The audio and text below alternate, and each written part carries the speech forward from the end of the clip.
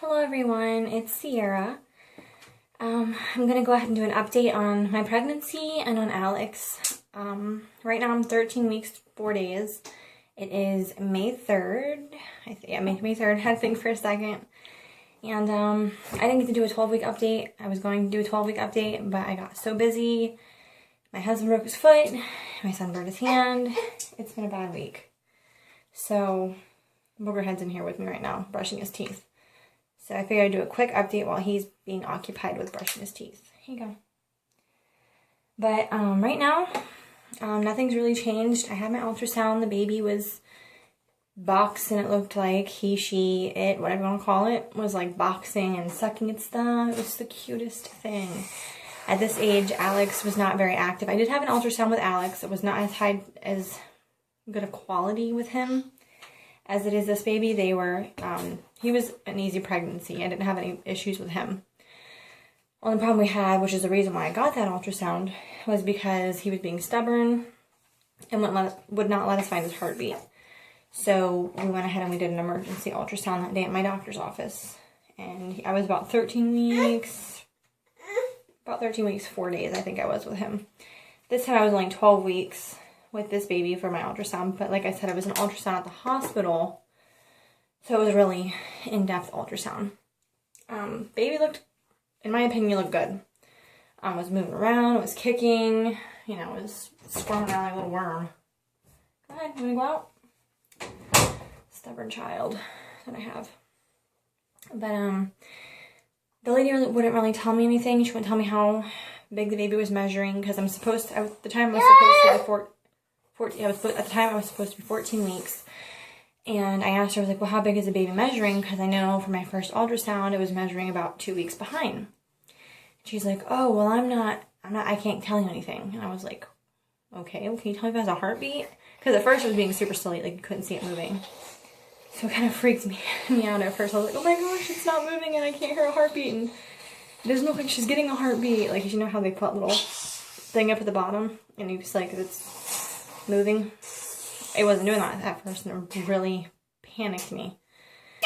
And she's like, well, I can't tell you if I can't give you any information. I was just kind of like, oh, okay, thanks. I guess that's real helpful.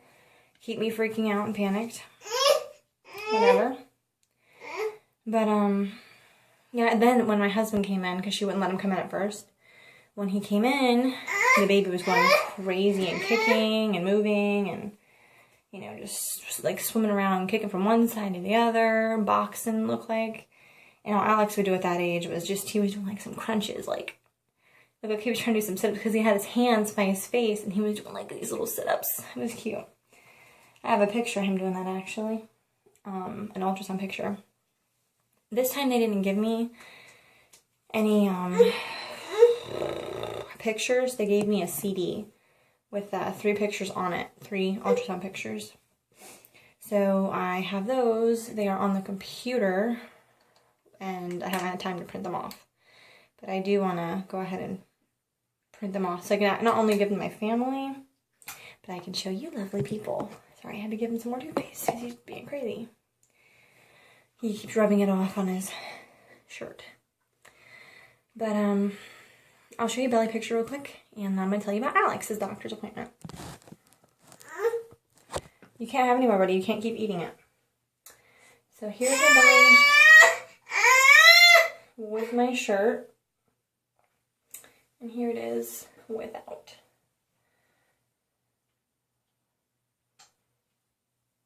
I just ate too, so I'm kind of bloated right now. I can't really, that's as much as I can suck in anymore. I don't know if it's, I can't really tell. It's more hard. Okay. It's more hard down in that area, but, so about Alex's appointment, he went to the doctors for, his seizures. Now, I'll give you kind of an update on why he would possibly be having seizures. There's a few possibilities and there's a few reasons why he could be. One of the reasons is because when I was in labor with Alex, my nurse gave me the wrong medication, which caused my uterus to contract around Alex, and was cutting him off from oxygen for about, I think he was cut off for like 35 minutes, 38 minutes. And when he came out, he was dead. He was white. I don't know if they revived, well, I mean, clearly they had to have revived him. But they never told me anything, never gave me any information on him, never really said anything more about it, just that, you know, he was alive, he was in intensive care. I was in intensive care. It was a really bad situation. So there could possibly be a chance that he would have brain damage, which is why I think he would be having the seizures. We don't have anybody in my family who has a history of seizures. My husband's family doesn't have anybody that has a history of seizures. So, I mean, he could possibly have epilepsy, but I highly, highly, highly doubt it.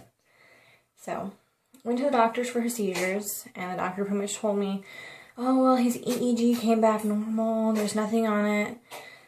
The only thing we found, which was on his CAT scan, he had some black spots in his brain, but that can be normal. So I'm like, okay, well, I guess that's good for the most part if that's normal. But I'm looking into getting a lawyer to be safe, because I don't want something to be wrong with him. And then in the future, them telling me like, oh, well, you know, we can't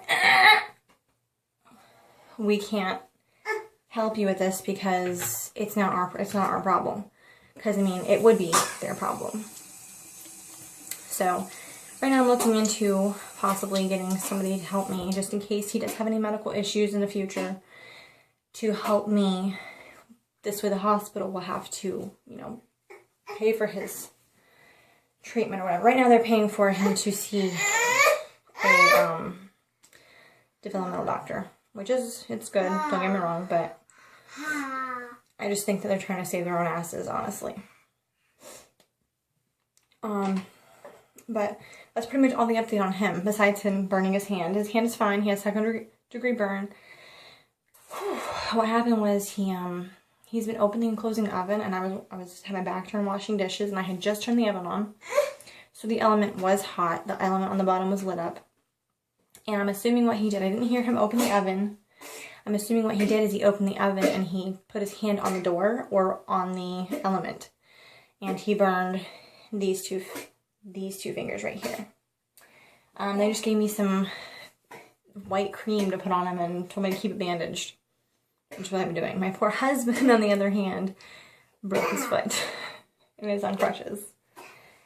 So he's got two hurt boys right now. But I guess that's all I have to update on. So I'm going to end this video and get my crazy boy a bath and get his little bum to bed, because it's about 8:30 right now. So I will see you all in the next video, and I hope you all have a wonderful day or night. Good night, well, good night or day. Bye.